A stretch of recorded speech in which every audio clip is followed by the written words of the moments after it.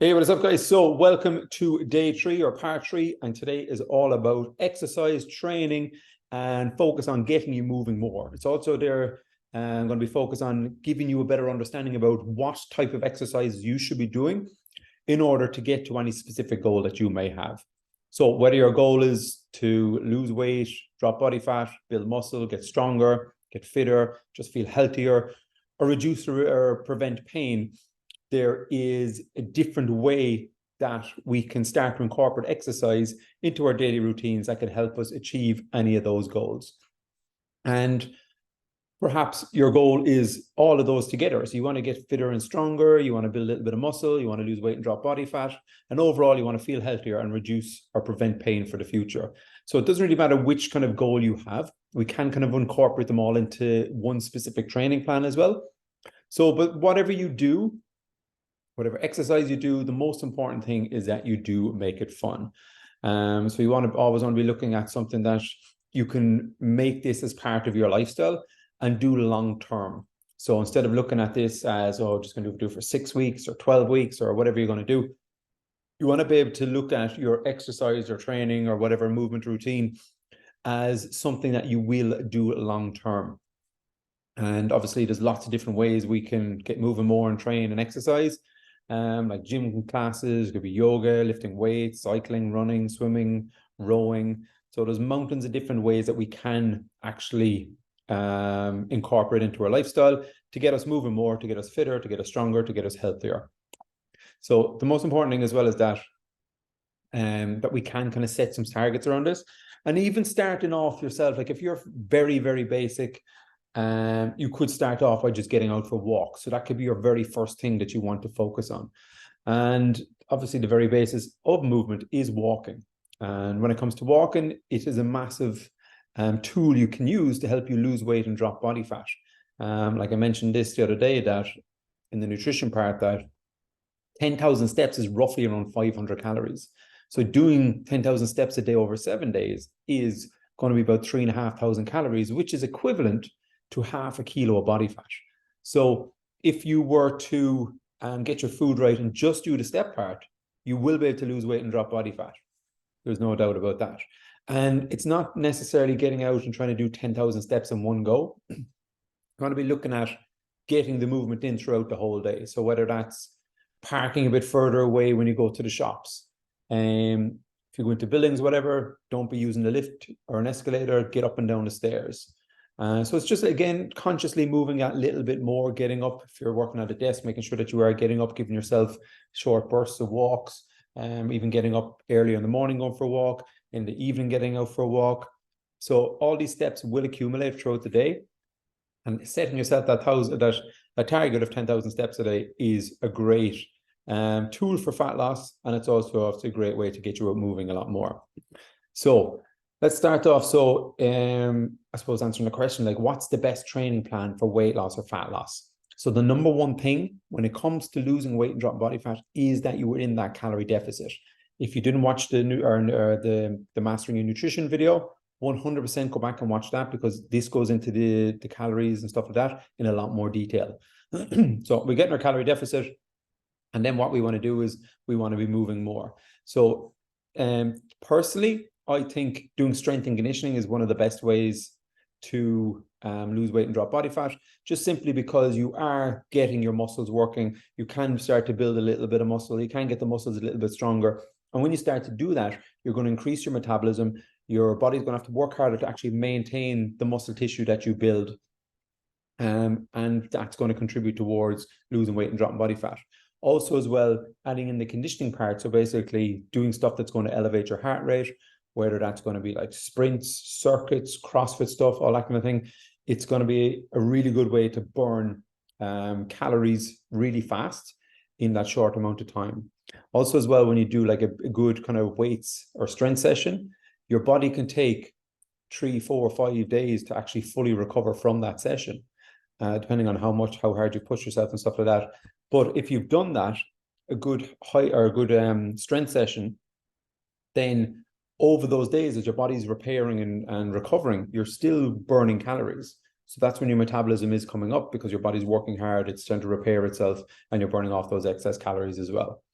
So that kind of gives you a bit of an overview on the best kind of way I feel is great for losing weight and dropping body fat. But then if you're looking to purely just build muscle, again, we start with the nutrition part. What we want to be doing here now is being in a slight calorie surplus. So that means we're slightly eating more than our body burns every day, and it's just giving our body a bit more fuel, giving our muscles a bit more fuel. So when it repairs from our training session, that we have the fuel to actually build those muscles. A really important part of this as well is keeping your protein levels high. So obviously bringing your protein levels up, it's going to help build, repair muscle cells.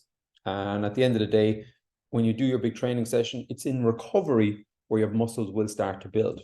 So you could be doing anything between a rep range of 5 to 30. The most important thing when you're training to build muscle is that, one, when you're doing your exercise, that you are mentally focused on engaging the muscles and really contracting them and really kind of pushing your muscles hard.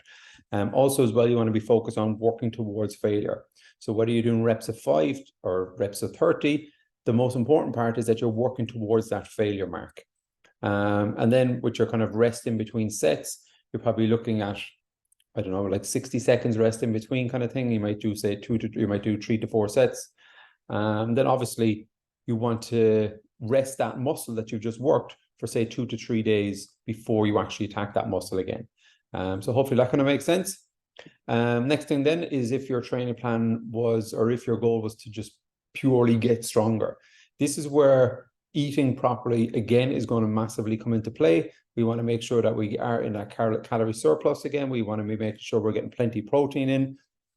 But now your rep range of your training is probably going to be in around 1 to 5 reps. So doing 1 to 5 reps means that you're going to be lifting so much heavier, because obviously if you're working towards failure with lower reps, it's going to take a lot more load or a lot more weight for you to push to actually bring towards that failure mark on the lower reps.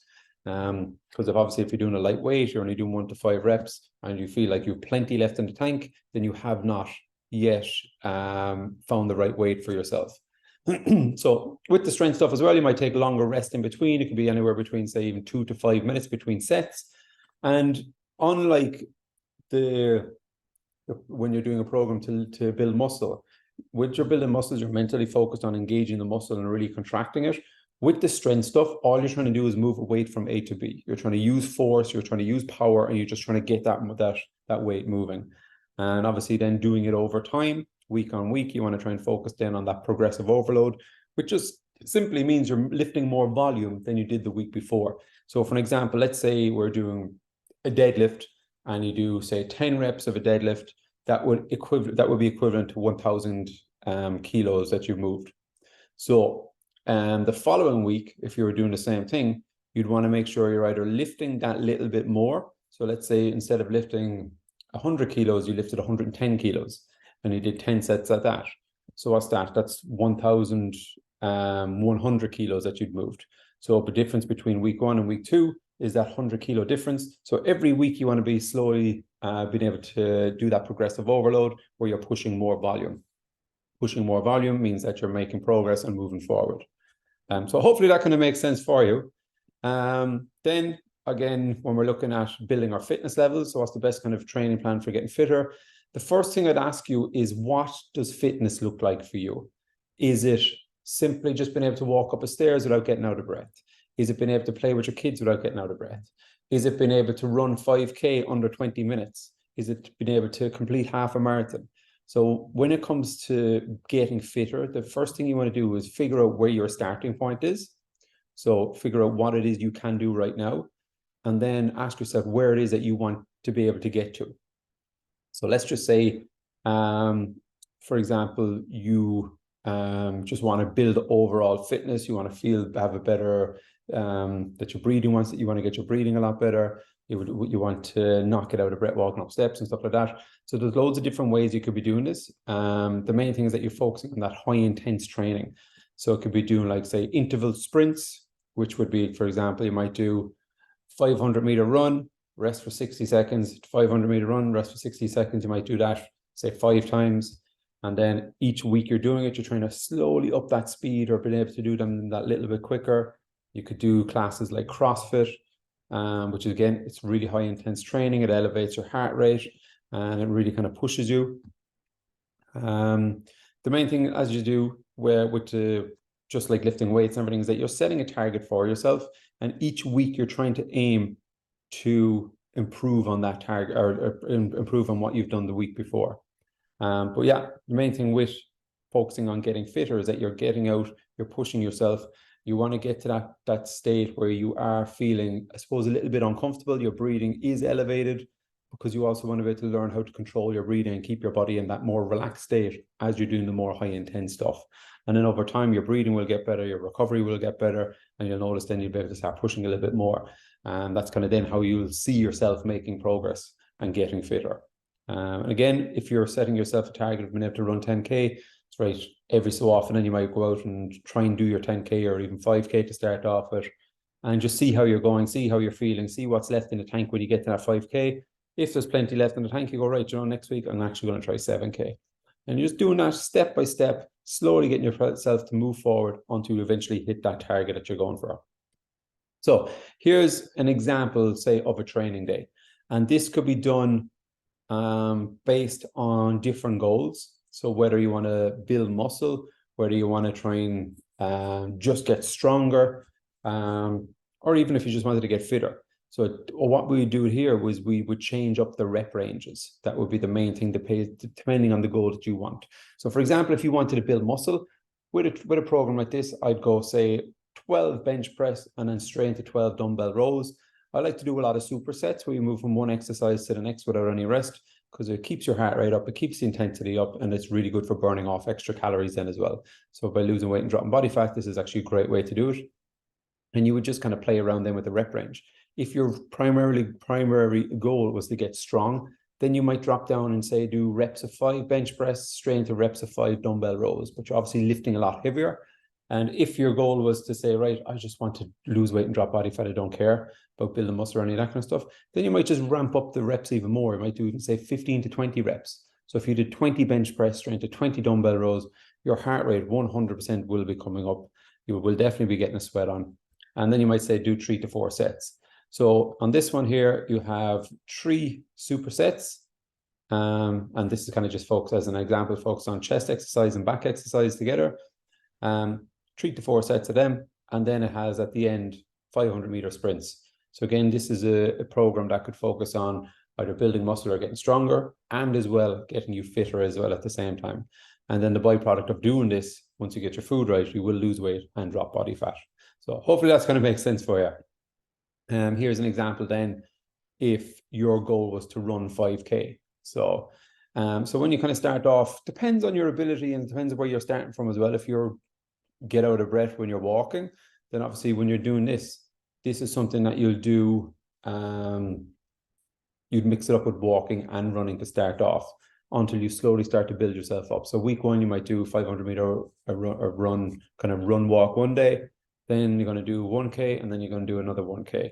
So during that time, you could be running a certain distance, running, walking each time, until eventually you can build it up where you can actually do it a full run.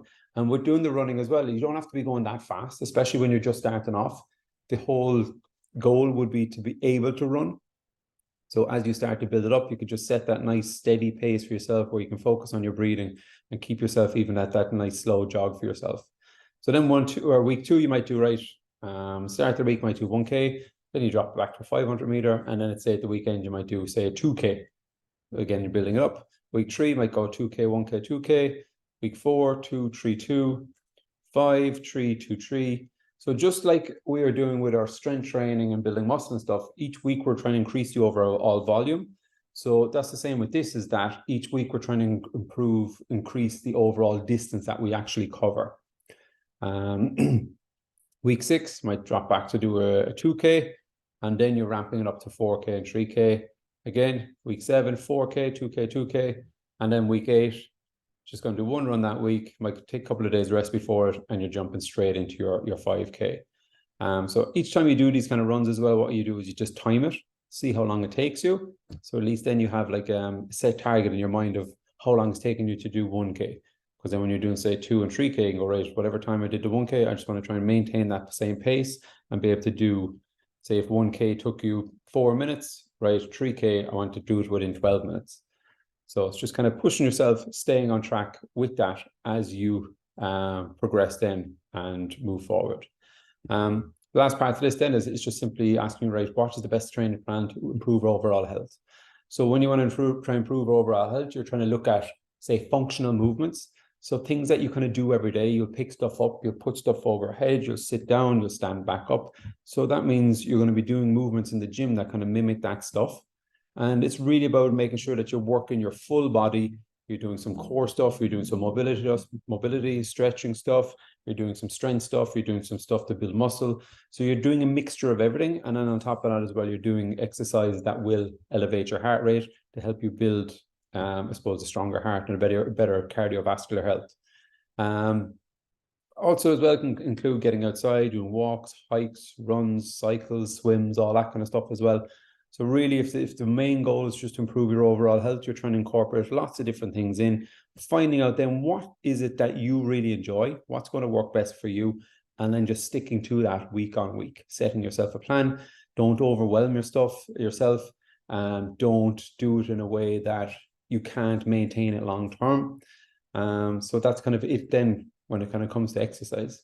So if you do have any questions on the training, or even questions about things that you're doing yourself, or even if you're someone that goes to the gym and you're maybe doing different movements, but you're not sure if you're doing them right, I've got mountains of tutorial videos. So if you're stuck with anything, or if there's anything you feel you'd like help with, let me know and I can send you on a video.